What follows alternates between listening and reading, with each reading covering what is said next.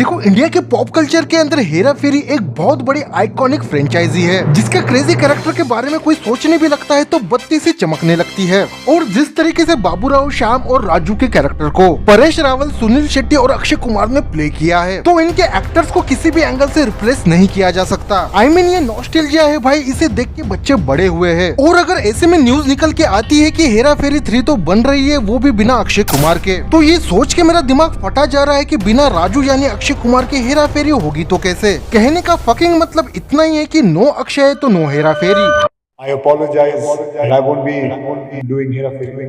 Sorry. आगे बढ़ने से पहले ये बात जानना बहुत ही जरूरी है कि अक्षय कुमार के करियर की सबसे क्रूशियल इम्पोर्टेंट मूवी हेरा फेरी, जिसके दोनों भी पार्ट ने अक्षय कुमार के करियर को 360 डिग्री में बदल के रख दिया था।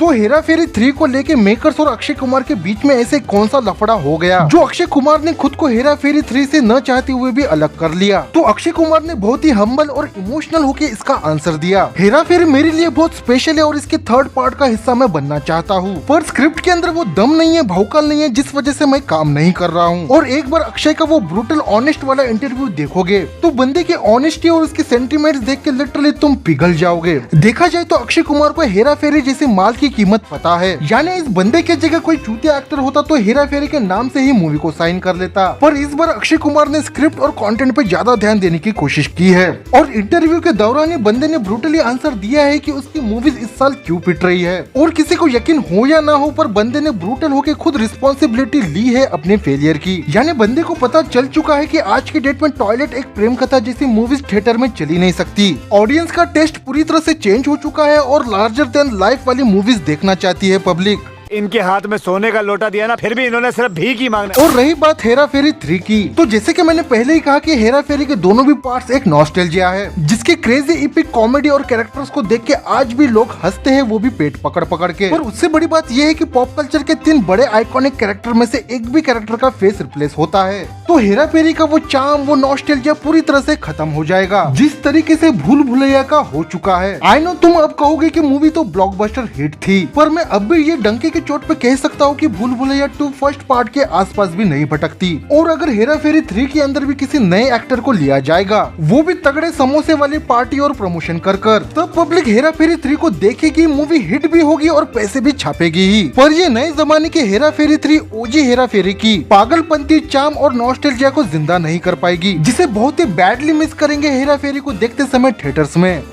देख, तेरे को भी दुख है, इसको भी दुख है और मेरे को भी एक छोटा सा दुख है।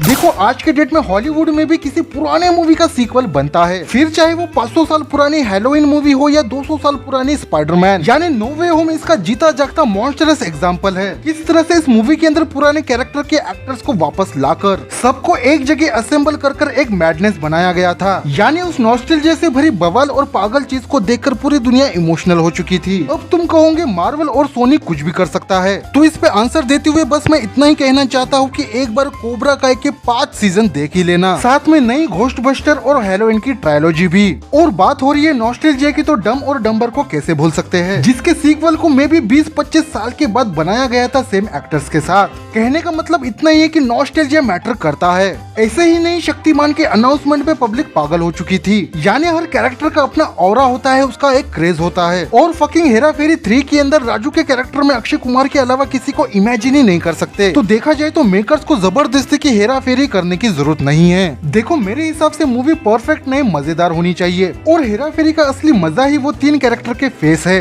तो फाइनली यही कहूंगा कि मेकर्स को अपने क्रिएटिविटी डिफरेंसेस को भूलकर और सारी कमियों को ठीक कर एक बवाल मूवी बनानी चाहिए। और ऑडियंस को ऐसे एंटरटेनमेंट और मजे की चीज दिखानी चाहिए जिसे देख के उनके चीखे निकल जाए। तो इसी बात पे जीवीएफ के ये वीडियो तुम्हें दिल पे लगा हो तो लाइक करना, दिमाग में बैठा हो तो सब्सक्राइब कर ही लेना। इसके अलावा कुछ और कहना हो तो इंस्टाग्राम पर आ जाना। तब तक मैं मिलता हूँ किसी नए कंटेंट के साथ। Take care, good bye. अरे मुझे चक्कर आने लग गया अब।